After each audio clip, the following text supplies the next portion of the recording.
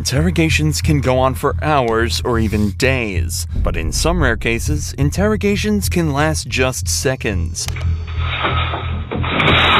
Oh, no.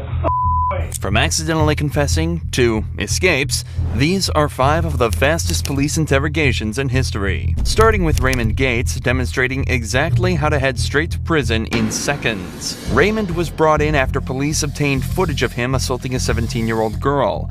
Police had to prove that the girl never gave consent, which was difficult given that only some of the attack was caught on camera, but became a lot easier when Raymond almost instantly made a huge slip-up in the interrogation that put him dead to rights. This girl came back to my house, she's telling me she wants to lose her virginity, man. She's ready to do it and everything. And then right a couple seconds before, and she's like, I don't know, and stuff like that. She's telling me, yes, everything's cool, she's cool with making out. But when she screamed, stop, please don't do this, it hurts so much. I was already inside of her at that point. I mean, the oh no, stop, I'm already inside of her there, man. It's already, that's when she's like, oh, it hurts, which it hurts when a girl gets her virginity taken. And without even trying, the cops had everything they needed to convict him. So he was quickly found guilty and sentenced to 9 years in prison. But while Raymond's interview ended in under 10 minutes, Quantrell Schwarzlow did it even faster, with his interrogation ending in just seconds. But not in the way you'd think.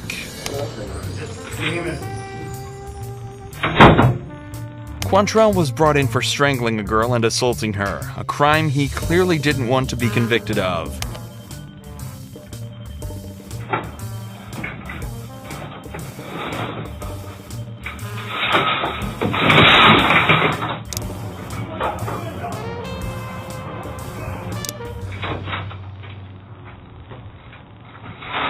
Oh, no. Unfortunately for Quantrell, his handcuffs were a dead giveaway, and he was captured 4 hours later.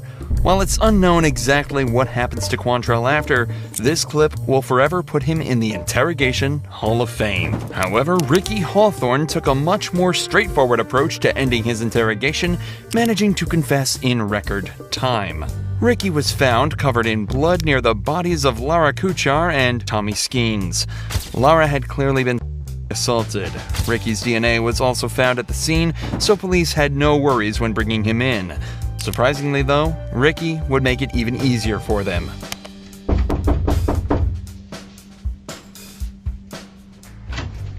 Hey, come on in.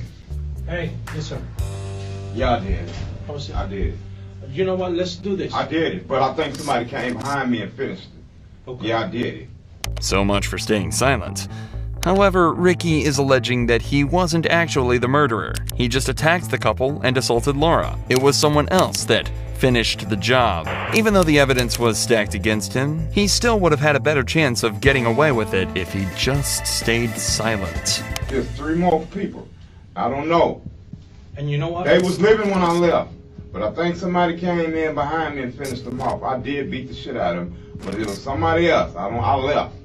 Despite his claims, it was determined that the couple died of the injuries inflicted by Ricky, and he was later found guilty of first and second-degree murder, as well as battery in the assault on Laura.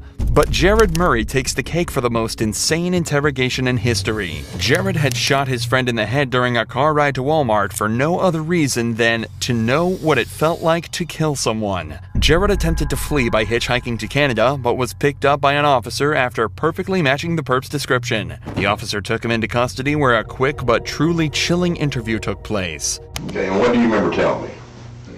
In summation that I'm guilty, yes. Of what? Of murder. Okay, and who did you murder? Gennaro. Okay, and how did you murder him? With a gun. I shot him in the head twice. Okay. 3 shots were fired, 1 missed. Jared isn't hanging around here, and apparently had already confessed before he even made it to the station. But what's interesting about this interrogation isn't the speed at which he confessed, it's exactly why, as well as his general demeanor throughout the interview. Okay. Jared, give me your full name. Jared Lindrith Wayne Murray. Okay, and what's your date of birth? July the 20th, 1994. And how did you guys hook up? I went down to his dorm room and asked if I could be given a ride to Walmart in exchange for $20 gas money. Okay. Did he agree to that? Yes, sir. Okay. And that's a couple miles from the school? 1.7 miles, sir. 1.7 miles. Yes, sir. Okay. Now, so he took you to Walmart? Yes, sir. And did you both go in? No, we did not go in, sir. Okay, and why not? We pulled into the parking lot, then I pulled the weapon on him and demanded that he take me to Asher, Oklahoma, sir. Okay, and why did all of a sudden did you decide that you needed to go to Asher? Because I was planning to take him out into the country and kill him. Jared lacks any form of empathy, remorse, or knowledge that what he's done is a bad thing. He merely expresses his actions as though they were fact, and in a later psychological assessment, it was determined this was because he had become delusional and believed that he was required to kill someone. If it's not clear by now, Jared was diagnosed with schizoaffective disorder, and delusions from this are likely what pushed him to kill Gennaro. But Jared is happy to provide us with even more detail surrounding his motive. Okay. So you've been planning this for 2 days?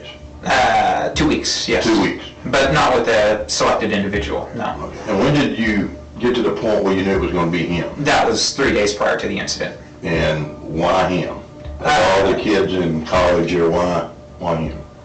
I believed that he would have had the least impact, sir. Impact of on what? I believed he didn't have many friends, or many close friends, I should rephrase. And as his as he is going missing, his absence would be less notable. Jared was, of course, charged with first-degree murder, but was eventually found not guilty by reason of insanity. Instead of receiving prison time, he would instead spend an indefinite amount of time in custody at a mental health facility where he would receive the treatment he should have had so much earlier. All 3 of these cases have been about criminals who confessed quickly, but there are many cases where the interrogation is almost instant, but for a very different reason. This 18-year-old suspect was brought in after allegedly hitting a cop with his car and was subsequently read his Miranda rights. Being it is a criminal investigation, obviously you're not free to go because you have warrants for your arrest. I'm going to read your Miranda because it's very important you understand your rights. Okay? You have the right to remain silent. Anything you say can and will be used against you in a court of law. Do you understand each of these rights I've explained to you? Yes, sir. Have these rights in mind, do you wish to talk to me now? Yes, sir. I'm sorry? Say what have these rights in mind, do you wish to talk to me now? Yes, sir. Yes, sir. You don't want to talk to me? I just call my mom. Okay, you can call your mom at the jail. Alright. At just 18 years old, this guy showed exactly how to act in a police interrogation, perfectly exercising his rights and truly outsmarting detectives. Assuming he wanted to land himself in prison for the rest of his life.